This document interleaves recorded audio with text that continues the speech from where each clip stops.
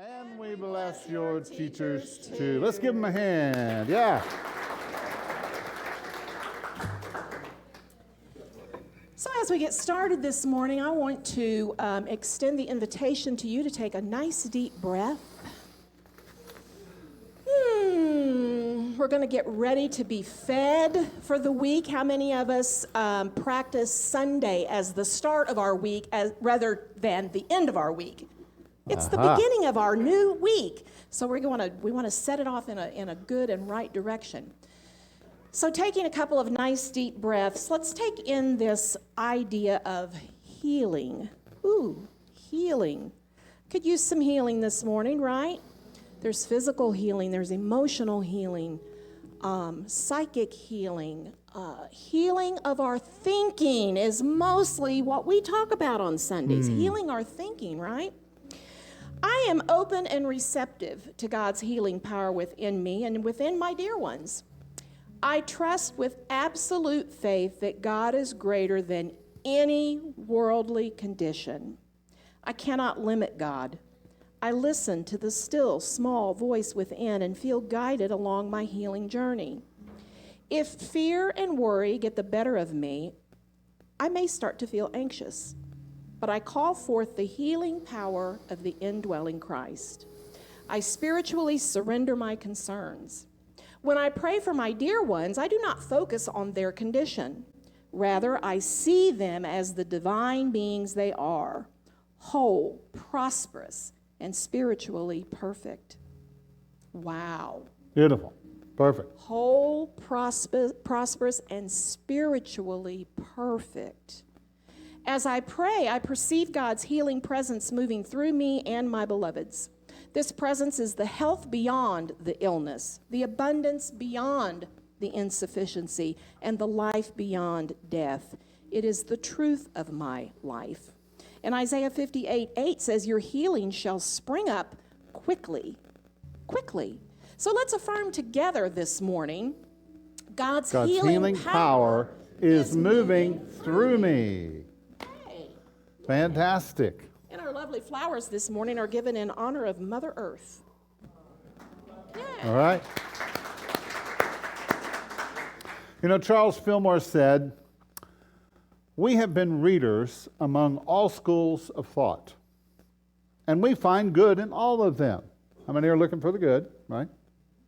We do not claim to have discovered any new truths, nor have had any special revelation of truth. There is truth in every religion, every spiritual practice. Wow. Right?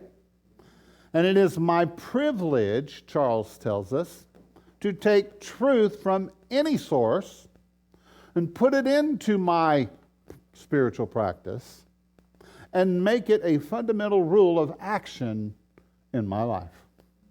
Isn't that great? So we're not here, we're not against anybody or anything. We're looking at different belief systems. And we're saying, hey, what have you got that's good? Can we borrow it? Right? Can we use it? Because how many understand that there are usable principles in all of life? If you look for them, they will appear to you. How many know you get what you look for? Now, if you're looking for the negative, if you're looking for the bad, if you're looking for a lousy day, what are you going to have? Lousy day. I remember when I was a young minister, I had one guy who came through the line, you know, at the end of the service, we'd shake hands and he'd say, oh, just another lousy day. And he was joking, you know, that was he was a little bit of a curmudgeon. And then he'd laugh and smile. But there's a lot of people, you know, who think that life is out to get them. That why doesn't the world treat me better? Why is life always attacking me and making everything so hard? All right? I'm going to understand that life just is. Life is the isness, right? Let's say it together. Isness, wait a minute. Let me give it to you first, all right? We thought that was it. I know. Isness is my business. Isness is my business. All right? It's what is. That's what we're dealing with. We're not dealing with what I assume it should be or ought to be. I mean, a lot of people walk around thinking, oh, that shouldn't be that way. Oh, why is that like that? Well, it is what it is. Right? So we learn to work with the circumstances as they show up. And here's what I've discovered. Reality is not as difficult and complicated and hard as what my mind thinks that it is.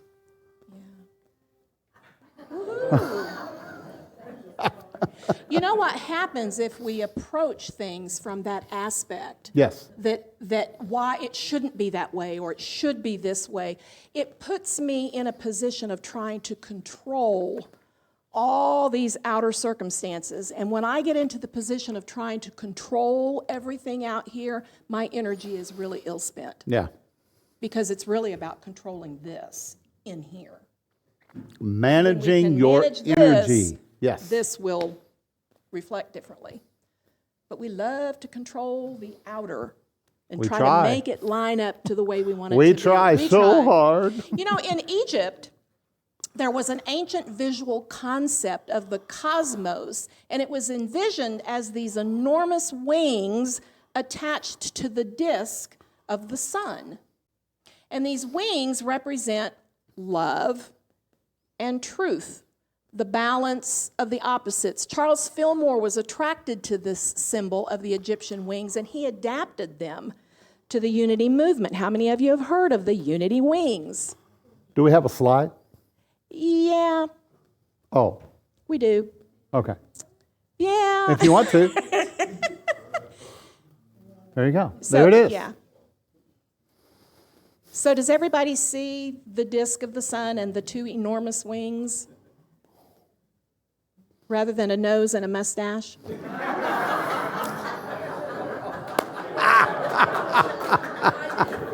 I didn't see that till you said that. Well, I was just so taken by it, and all of a sudden she just... I didn't see it either until Kayla brought it to my attention, was like, are we going to show the slide? Because is everyone going to see a note? No. It's giant wings of truth and love with the sun if you made as the disc. disc red... Well, or moved it down. That'd be kind of cool. Okay. Oh, okay. But this is an idea of, so when you see kind this, of sort you of will like think that. of the giant wings of truth and love with the sun, the power source at its do center. the wings symbolize? The wings symbolize freedom from material limitations, enlightenment, and the ability to rise above the world of form and chaos. Ooh, yeah. Because when we look at it, this world of form can seem chaotic. How can we rise above that? Well, in life, there's going to be the occasional storm, all right? How many know the stuff will happen? Right? You've been warned. Now you know. Stuff will happen, right? So what you want to do is you want to build a shelter within yourself so that when the storm comes, you can be safe inside. Don't you love it? You drive home and all of a sudden a storm comes up and the wind is blowing and the rain is coming down and you get inside and you sit down in your favorite chair. You take a deep breath. I'm safe inside, right? Safe inside. All birds know how to find shelter during the rainstorm. And they just disappear, don't they? Because they know where to go. They know by instinct where they're supposed to go. But the eagle avoids the storm by flying into a high place above the clouds. 10,000 feet they can fly up to and just glide Ooh. We have any gliders here? Do you want to just glide above the storm? Yeah. Well, truth is powerful. The one wing of truth is so powerful. And truth brings what? Transformation and blessings of all kind. But when we're out of balance, it can show up weak. Right? It's like yesterday, we had a board retreat, and somebody decided to make coffee, and they were trying to figure out how many scoops to put in. Right? And so, there were some of us who suggested maybe 2 or 3, and others suggested twice that much. Right? Because they don't like weak coffee. When they drink coffee, they want it to stand up. They want to taste it. They don't want that weak stuff, right? But so there is this weakened idea of truth, and that's when we really don't believe it. We're just kind of around the edges, and we say, I think that's true. Maybe. I don't know, right? And then there's the other side of that, which is pushy and impulsive. And truth is used as a sledgehammer. You know, I remember first time somebody came at me with the Bible, and they began to attack. You are bad. You're wrong. And they use the Bible, because it's the truth, I don't know if they actually read it, but they had a big one. And they use it as a weapon. How many understand the words of divinity are not weapons? Right?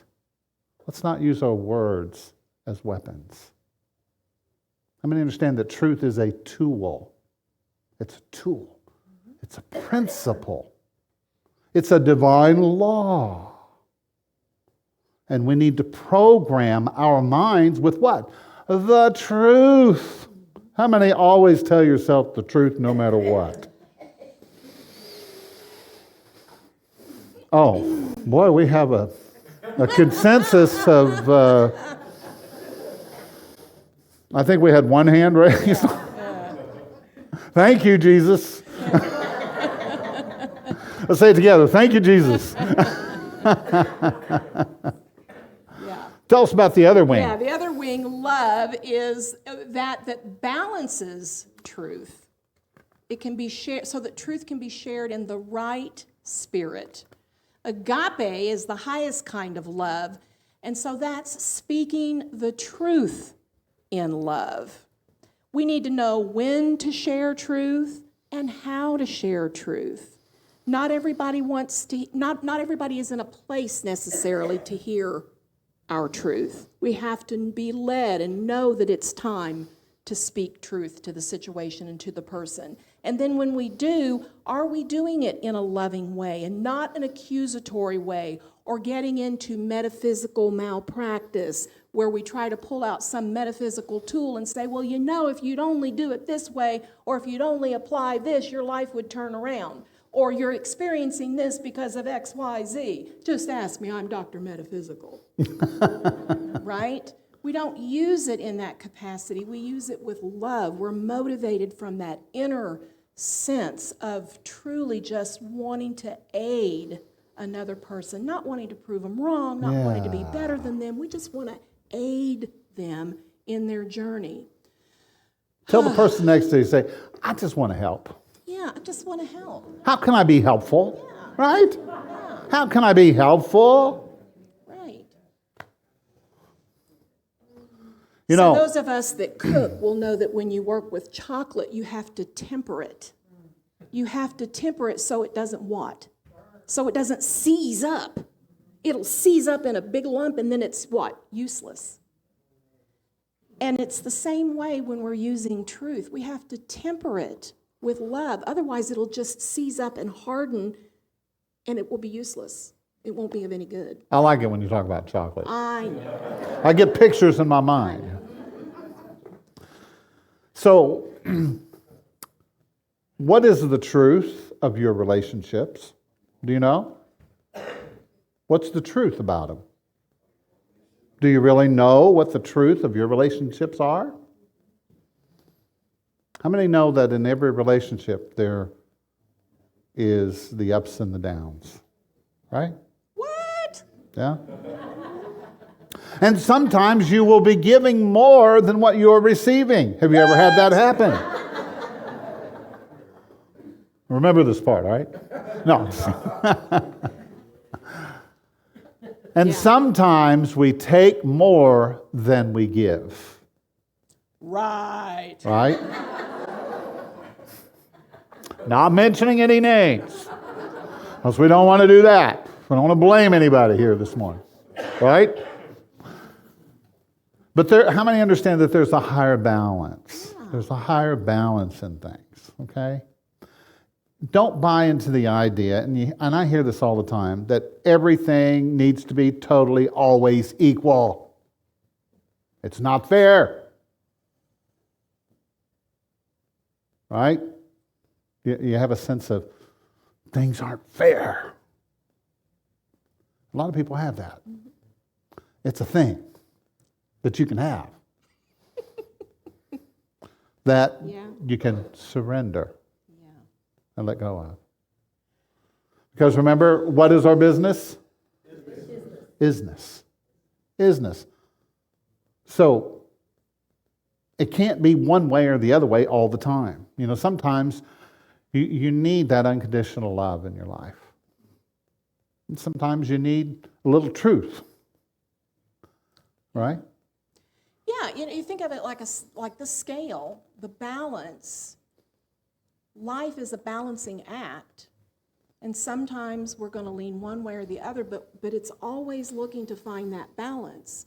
I know when, my mother moved in 2 years ago with dementia, and it was 2 years of learning to balance our needs, opinions, thoughts about things, the way we've always run our household, to this person being in here who had some incapacities. We had to balance some things, and life seemed kind of unsteady and a little off kilter at times because we were used to eating a certain way and we were used to doing things a certain way. And we had to balance some of that, right? Life is a balance. So there's times when we were giving more than we were receiving. Right. And I think back about your mother and how that early on she was a giver. She always was there to provide fantastic meals, and just she was just a very earthy person, and she was a giver. And so she gave, and gave, and then the last 2 years of her life, it was our turn to give back to her. Understand? Yeah, and particularly the last 3 months of her life. Yeah. When it really was, there was nothing that she could give. There was nothing that she could offer. And it was all about, and it seemed, like this. It seemed like it was all giving. But, the blessing and the joy that came out of that, it brought the balance to it. Yeah. Right? Yeah. Because it's all about the seesaw of life. Have you heard of it? Remember when you're a kid? They don't let kids play them on anymore because I guess they're too dangerous. I don't know. But anyway, the seesaw. You go up, down,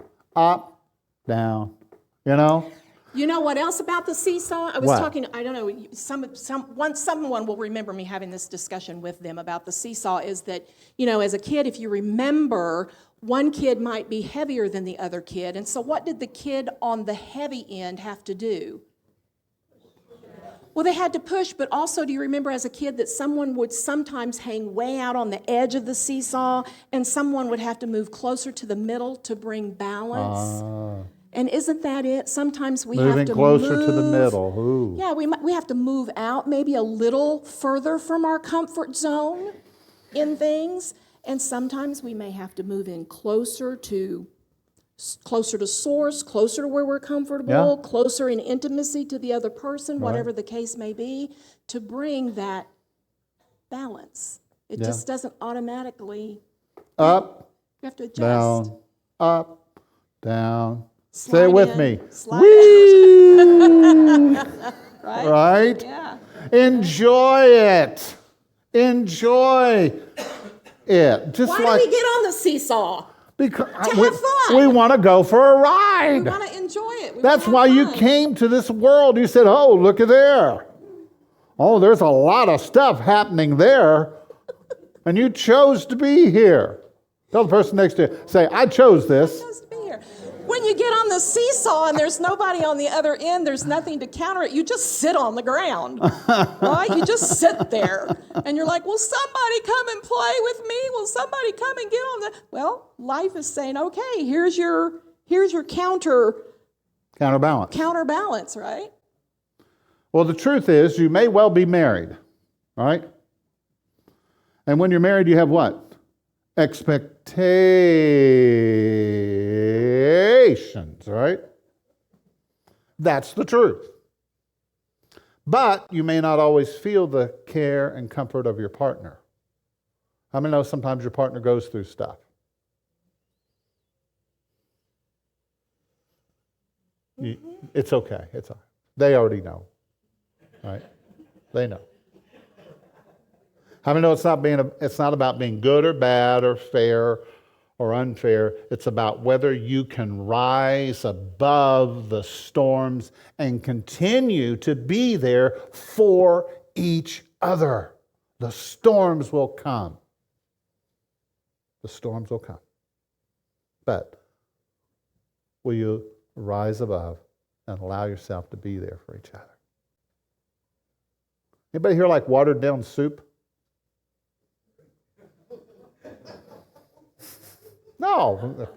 No, James, that's a dumb question. Of course not.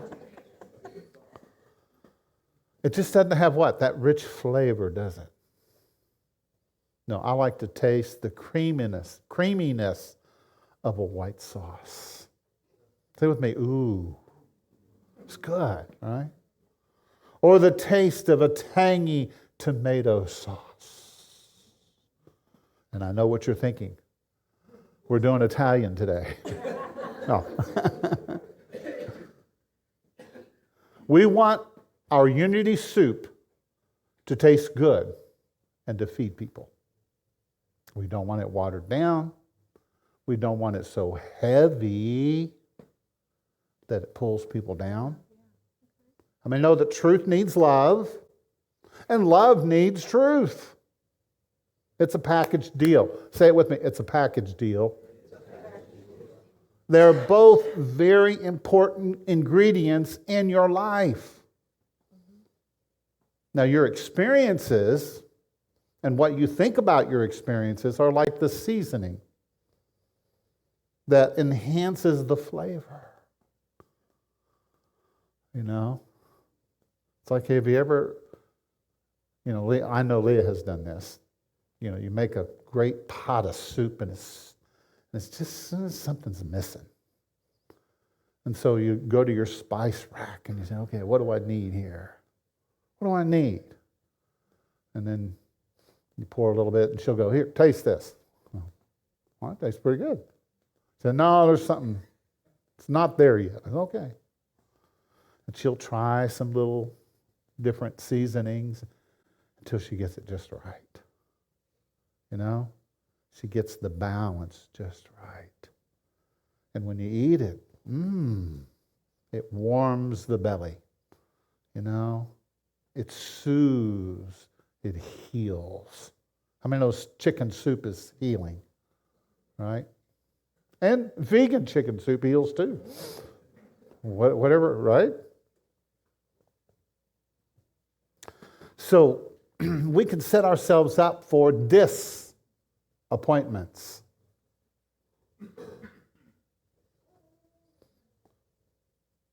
When we expect that positive energy flow to come from just one person.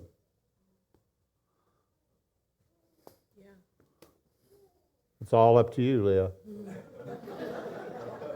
It's your responsibility to make me happy. All right? How's that working for you?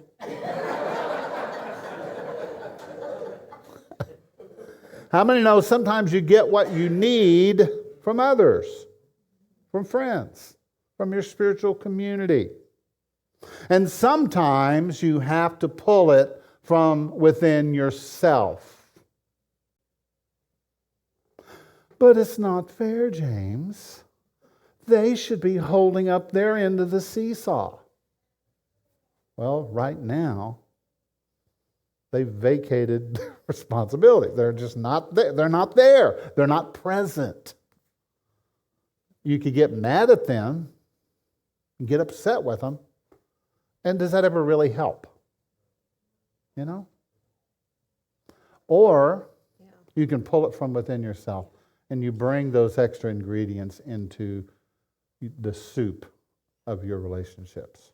You know, because the thing about relationships is that we think relationships exist out here between me and Rich, between me and Linda, between me and Hubert. But the relationship actually exists where? It exists in me. The relationship really exists in me.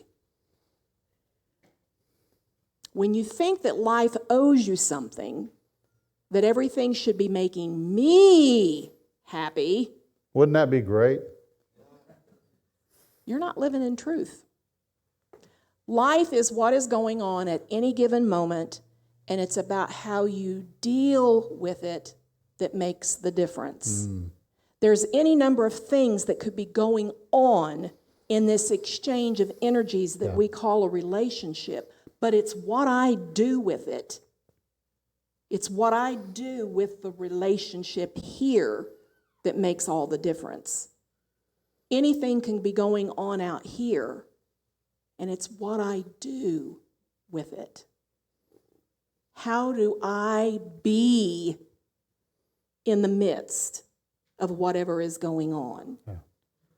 How do I show up as unconditional love in the midst of whatever is going on? Did I share this last week that I saw a meme that said the power of your faith is not in loving Jesus, but it's in loving Judas? That was so last week. Wow. No, that's Can very we good. continue to show up and be present and be unconditional love in the midst of Judas behavior? Right? It's easy to love the Jesus, not so much so the Judas. Yeah. Right? Yeah, they make it difficult, don't they? I make it difficult, don't I? I make you're it right. difficult. So it's in this way that you're always established in the truth and you're supported by love. You're balanced in that, in this way, when you can come from that place. Revelations, now bear with me a minute. I know the minute you say Revelations, everybody goes, ooh. Revelations 12:14 says, "But the woman was given the 2 wings of the great eagle so that she might fly away from the serpent," or the ego mind, "into the wilderness," or the open spaces, to the place where she is to be nourished, spiritually fed. You got to know how to fly. We have those wings. And soar, right? From within. We have those It's an wings. inner experience, right? It's an inner experience. Are we getting this yet? Right? It's an inner experience. How many know what fellowship is? It's 2 fellows in the same ship. Okay? How many understand that you're always creating a relationship with everything and with everybody that you're with? If you meet somebody at the grocery store, in that moment, you are in a relationship with them. You're in the same boat, right? Container. Right. Or container. Yeah, or container. In that moment. And so the interaction depends on how you approach it and how you choose to show up. How you choose to show up in the moment, right? That's what makes the relationship fantastic and good. Because I'm good on the inside. And if the other person is not good, I can help to facilitate if they want my help. If they don't want my help, that's fine. I'll help them maybe, dump some of the water out of the boat if they want, but if they don't, what can you do? People are always saying, well, what am I supposed to do now? Well, keep showing up. Keep doing your spiritual practice. That's it. Keep working with your mind. Keep working with your thoughts. Working with your energy. As you do it more and more, you refine it. You refine that energy. And then you're like fine wine, right? Ooh, I'm a little tipsy this morning. Right? Because I keep working with those energies. And they're purifying, they're settling, the yucky stuff is settling. And the good stuff is coming to the top. It's rising to the surface. Do you get the analogy? And we're remembering that this is a practice, right? This is a practice. It's not something that we are expecting to wake up tomorrow and have perfected. It's a practice. So you think about the little baby chick in the nest. The mama is feeding it, actually sticking the food down in it right down, and it's not making it work for anything. And it carries on that way until it reaches a point where the mama says, okay, it's time for you to fly, right?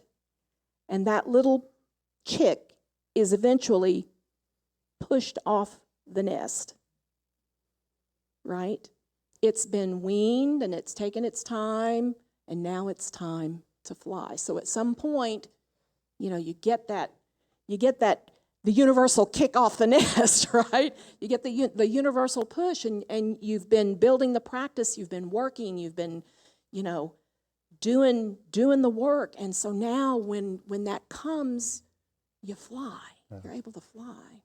There was an eagle that was raised on a farm along with the chickens. Say with me, chickens. And was never encouraged to follow the natural instinct of an eagle. And so this eagle just kind of,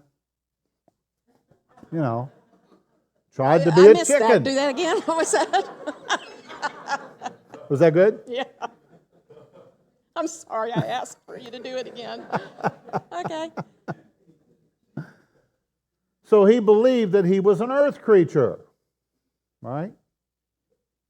How many know that many times we grow up around people that also believe that we can rise no higher than they? You got to stay on the ground. What's wrong with you? Thinking you can rise above us.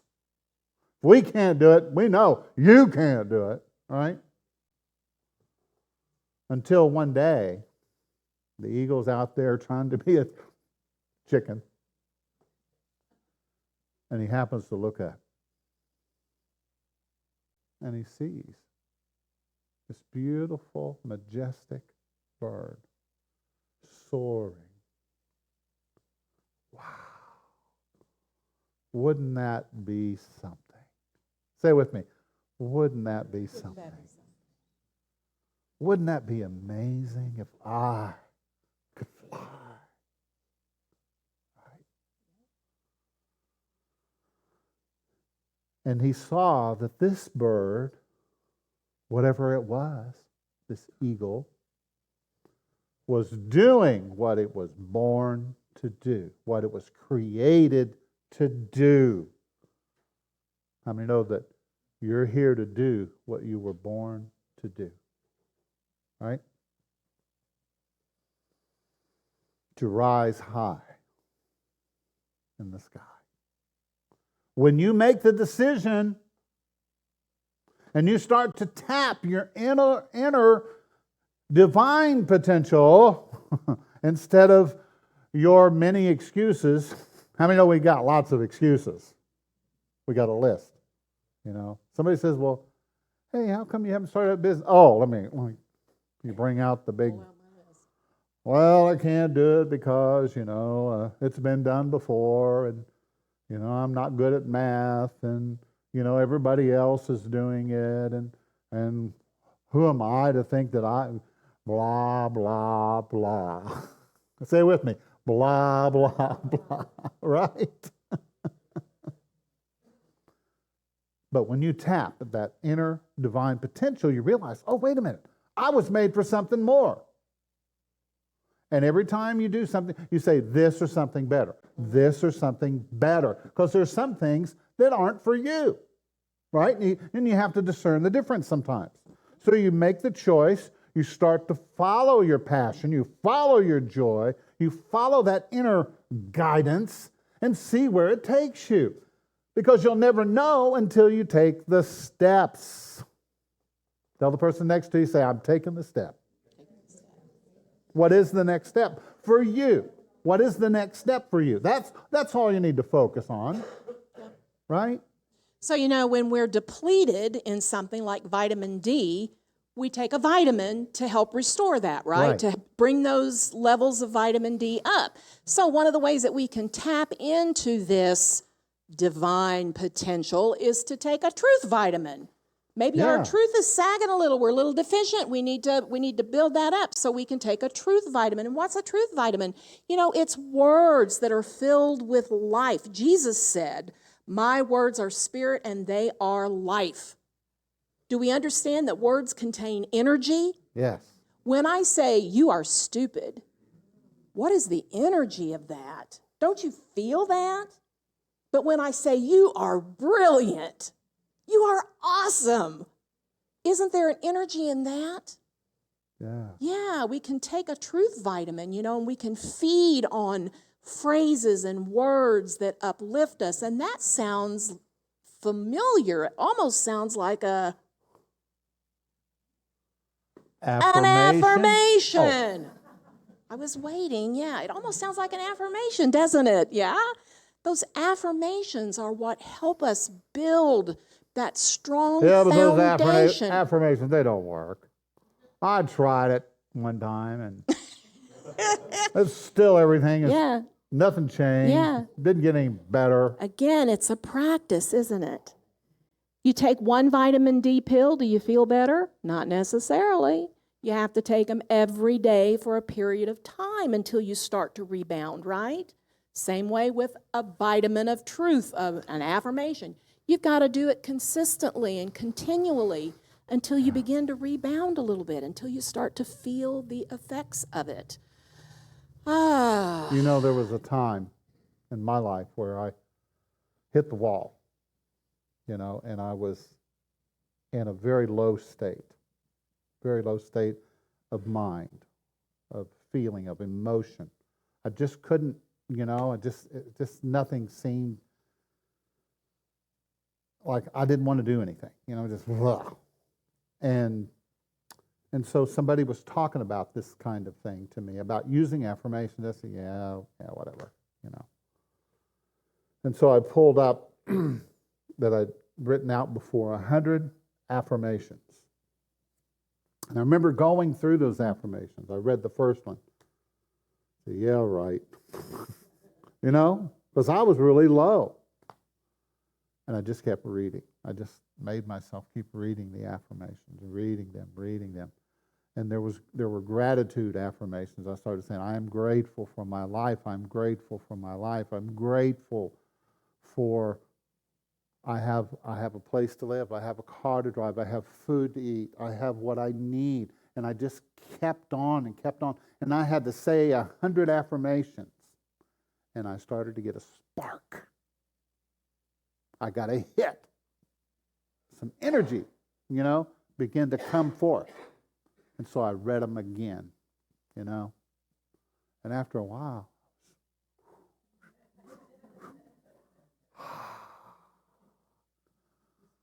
you see what I'm saying? We give up too quickly on things sometimes. We give up on ourselves because, it never worked before or didn't work for so-and-so. I saw this YouTube video that said,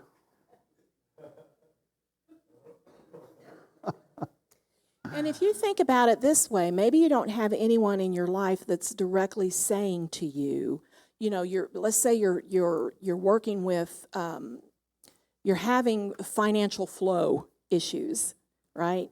And you're working on getting your sense of abundance up, and you're using those affirmations. You may not have anyone in your life that's directly saying to you, "Oh, you're poor, you'll never have any money."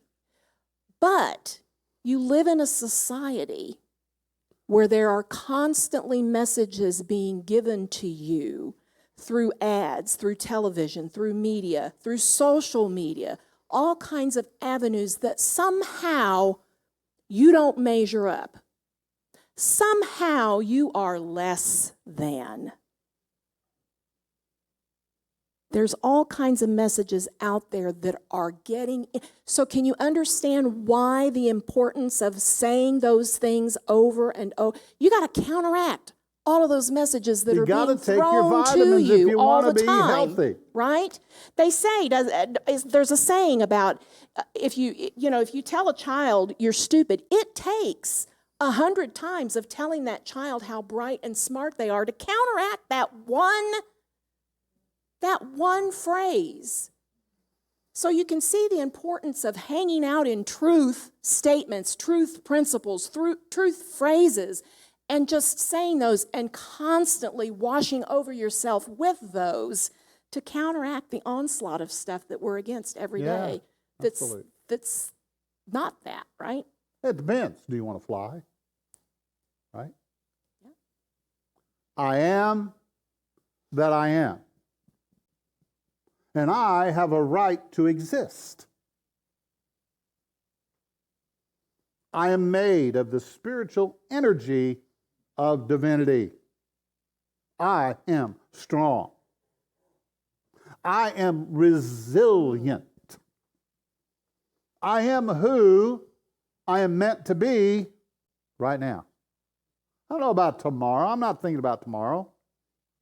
I don't care about what happened before. Right now, I'm being who I'm meant to be right now. And right now is perfect. Right now is wonderful. Right now is pretty good. I am whole. Feed on that. I am whole. I envision my life coming together in the way of wholeness and well-being. It's okay to feel good. It's okay to be whole. How many know that the whole state cannot be given? Here you go. Give me $100 and I'll give it to you. No. You have to claim it because it's already yours. It's your divine right. And you know how you get it? You got to push, you got to shove, you got to fight. No. You have to relax into it. Relax into it. You want prosperity? Relax into it. You want joy? Relax into it. Right? Because it's already in there. When you quiet the mind, then what's in there starts to come out. What are you waiting for? What are you waiting for? Isaiah says, they that wait upon the Lord shall renew their strength. They will mount up with wings like an eagle. They'll run and not grow weary. They will walk and not faint. You think about a waiter. He, she is at your table to serve you. Right? They're listening closely. A good waiter Is listening closely to hear your order. Have you ever been to those restaurants where they don't have a notepad and they remember what you tell them sometimes? If they're a good waiter. Right? But they're listening closely to hear your order. I want gluten-free, spicy mustard, grilled sandwich, and a salad with the dressing on the side. And I want the half sweet and unsweet tea, and put a little lemonade because I like the Arnold Palmer drink. Right? And they're going, what? And that's the way we are sometimes. We're not paying attention. Now, what kind of mustard did they say? Honey mustard? Or what kind of mustard was that? You see what I'm saying? We don't really hear because we're not really listening.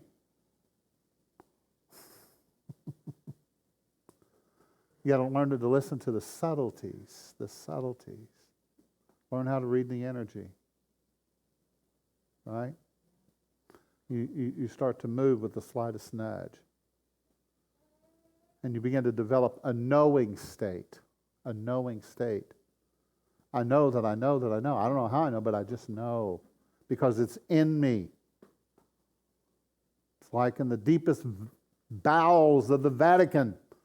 A priest is studying the scrolls, and he discovers a subtle mistake. One little letter was off. And he cries out and he says, "Oh no! Celebrate, not celibate."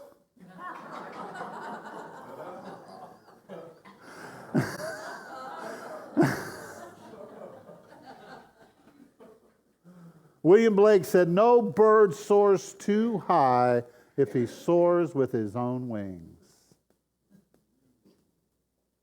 All right? Now, there does come a time when every year when the eagle gets like, all this flying is just too much. It becomes an effort.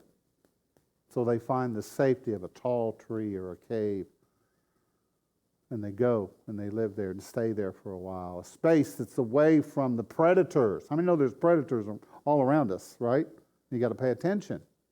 To sidestep the little serpents on the ground. There's a space that is away from the storms, that's above the storms. And these birds will naturally lose their feathers and they regrow them through a process called molting. Eagles go through this roughly once a year throughout their lives. And during a molt, old feathers naturally fall out. And new ones grow in to take their place. How many are ready for something new? You ready for something new? Something fresh? You got to let go of the old. Let's take a breath together.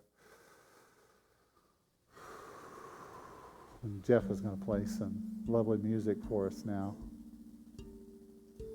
We're going to turn down the lights. And just find that safe space inside yourself. Okay?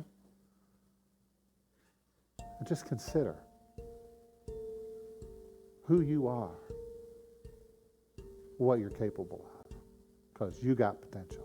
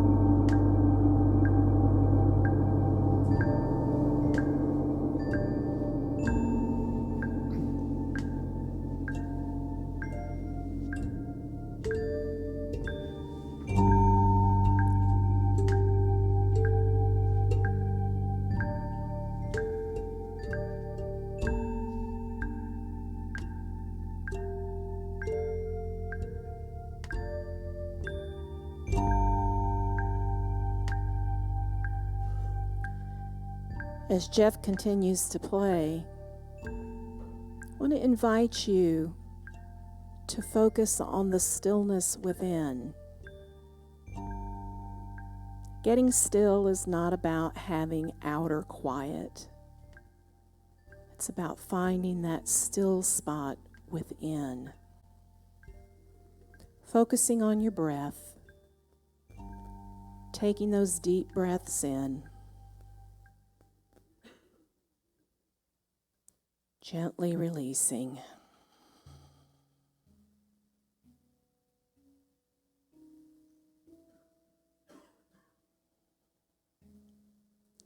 Relaxing into your space.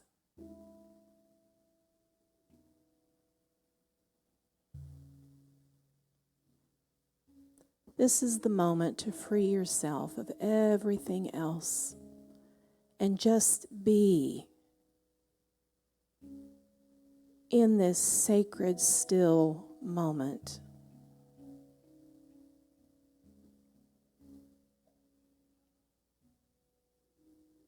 Allowing your mind to be washed over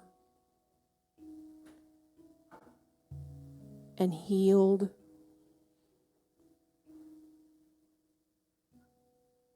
Allowing your energy to be calm, peaceful, and focused.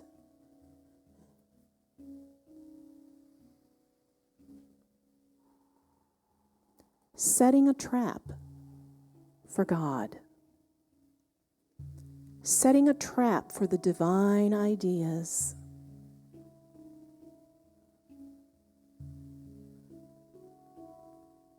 The lessons, the words that were spoken that you need to remember, that you need to take from here with you, letting those fall like seed on the fertile ground of your heart.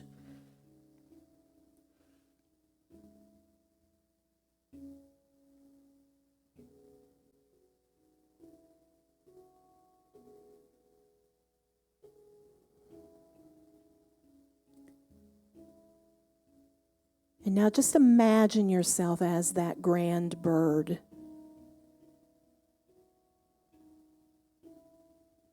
Soaring above whatever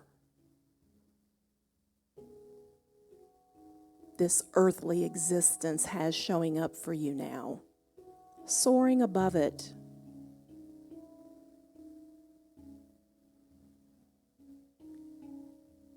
The further you soar, the higher you go, the more clarity, the more peace,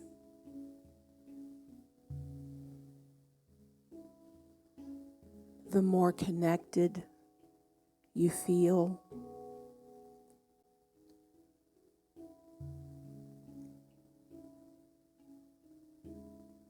And we anchor into this experience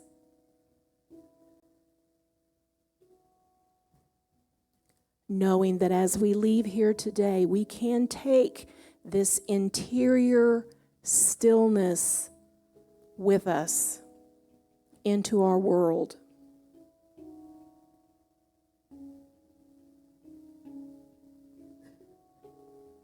And because we have created this container of sacred stillness filled with infinite possibility and potential, I invite you to bring to mind any person, any situation, and hold them in this container. And for a moment together, let's bring all of our connected brothers and sisters across this globe into this sacred time. Speaking peace to nations, peace to peoples, peace to situations. Holding that space for the highest good to unfold in the lives of all.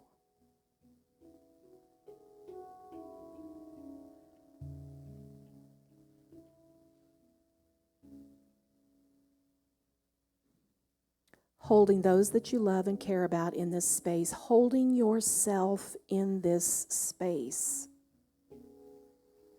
Breathing in, accepting the unconditional love of the divine, the unfailing peace that is present.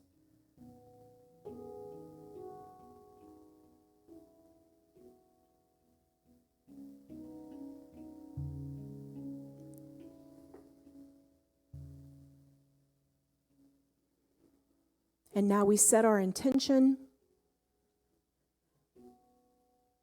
as we move forward from this place today to carry these words and ideas with us and to show up in our world as the highest and best that we can be, to truly be ambassadors of the Christ Spirit.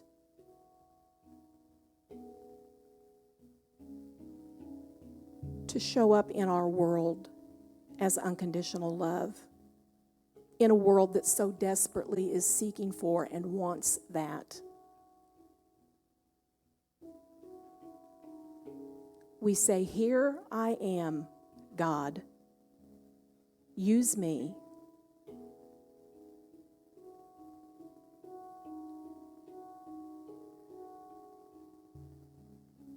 And now for just a couple of moments, let's continue to breathe, feeling our sacred oneness with each other in this room.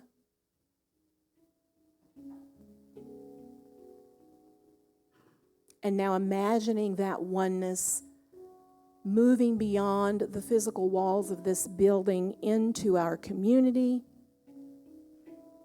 into our state, into our nation, into our world.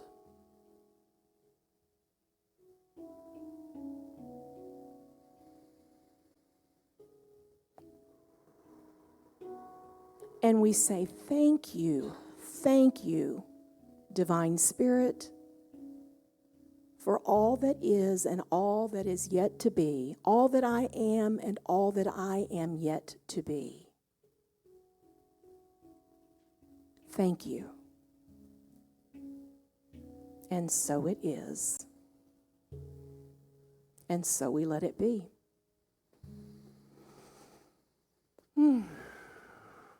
Just take a moment to be the soup.